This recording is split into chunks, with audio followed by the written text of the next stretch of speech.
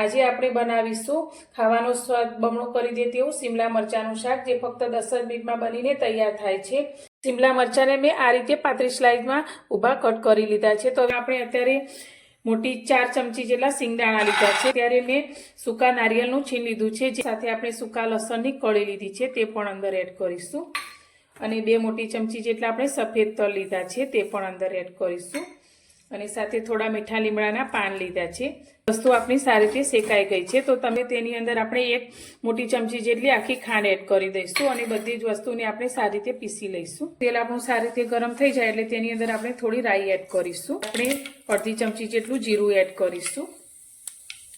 થોડી આપણે હિંગ લઈશું। એક મીડિયમ સાઇઝની ડુંગળીને આ રીતે ઊભી કટ કરી લીધી છે। ત્યાં આપણે એક ટામેટાને આ રીતે ઝીણું કટ કરી લીધું છે। તે શિમલા મરચાંને કટ કરીને રાખ્યા છે, તે પણ અત્યારે અંદર એડ કરી દઈશું। આપણે મીઠું એડ કરીશું। તો અત્યારે અડધી ચમચી જેટલી હળદર એડ કરીશું। 1 ચમચી લાલ મરચું એડ કરીશું। 1 ચમચી આપણે ધાણા જીરું એડ કરીશું। ગરમ મસાલો લઈશું।